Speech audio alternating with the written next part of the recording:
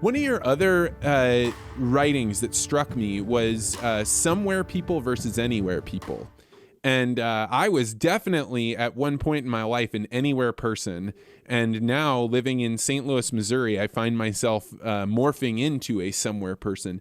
How do you describe this concept? Because I thought it was a fascinating one. Yeah, it's essentially, in a way, it's the difference between like our neoliberal betters, the kind of the class that just knows how to play well in a global context. The people who could and do live anywhere, and they're part of kind of this universalist culture, and they're also often associated with liberal politics. They're kind of the open borders people. They want the world government. They want all of this. They're very concerned about the environment. There's just kind of a set of almost luxury beliefs that you have to plug into to be part of the set.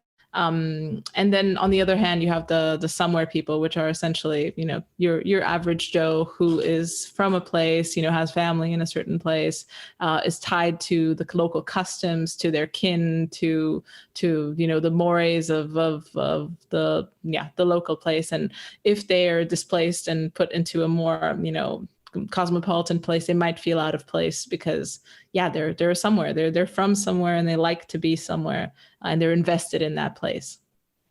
Yeah, I used to always make the comparison when I moved to South Orange, New Jersey from California. People would be like, oh my gosh, it would be so great to live in California. And my point to them was always, well, actually, one of the weird things about the community on the coast of California, if you're in the agriculture section, it's not the same way, but on the coast, everybody moved out there as they grew up and turned 18 or 21 or whatever, because they wanted to get away from the people that didn't understand them or didn't, appreciate them for their individuality. So along the coast, you have a whole bunch of people that are individuals, and there's virtually no community building. They're transient. As soon as they don't like it, they move on. Whereas a place like South Orange, New Jersey, nobody goes there because they think, oh, the environment looks so great, or I love passing by factories. They're all there because that's their small town, their community. They understand how everything operates.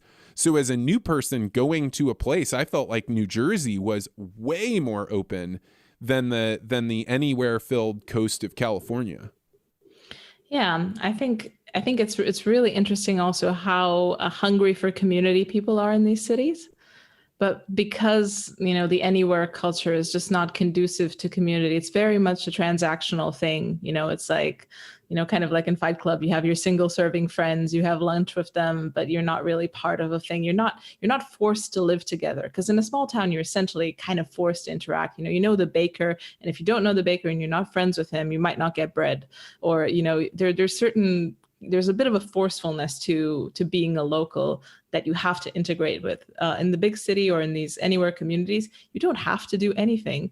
You don't have to know your neighbors. You don't have to interact with anyone, because you have a transactional relationship with everyone. They're the person who brings you your food is some nameless, faceless Amazon employee. The person who brings you everything else is also, these are very low touch experiences. And living with people is pretty tough. And if you have to choose, and you usually don't, but then after years of doing that, you really feel the whole of not having a community, because it is just kind of a human universal that you need that, but there's also no clue of how to do it. I really see people kind of grasping at straws, not knowing what it is that creates community. Well, I think on some level, constraint is what creates community. Being forced to live together is what creates community. Yeah, social media is so much an honor culture, right? Where people go out there and they fight to the death, and it becomes this very much zero-sum game where if you somehow best me, I'm obliterated, which is why I can let loose on you. But if you're going to the same community group every week, or you're going to the same baker every week, the people you encounter, you can't just annihilate them, because you have to see them next week and the week after and the week after. And so all of a sudden it tempers your own emotions. And I think that also makes you more porous to other people having an influence over you. I think like social media has given us this illusion of conflict and feedback, whereas we're actually not getting it. And that's what you get in community. You get people actually hold a mirror up to you and say, hey, this is what I see whenever I interact with you. I like it. I want to make more of it happen. You get invited to more things. And social media just doesn't work that way. Yeah. And it's essentially, there's no obligation in social media. Yeah. Not the same obligation that you'd have to family or to close friends or people you actually physically interact with. In social media, even if people, shower you with praise, it's a very shallow level of interaction. It's like they could unfollow you tomorrow and that would be it. That's it. And I think a lot of people just kind of like it. I mean, I like it. It's just great to have people tell me, oh, this is amazing. But also it doesn't really, it's just not a human interaction. It's kind of a human machine human interaction. There's always, the layer of I don't know, distortion between me and the other person, even if we are communicating about real things. And, it's all kind of tokenized, it's all like, oh, it's not that the person likes my thing. It's that they gave me a like. There's always the layer of the FANG Signaling. or tech oligarchy. Yeah, exactly. Trying to make them addicted to me and me addicted to them as well, which is also kind of a bit distorting. It's also a bit dystopian.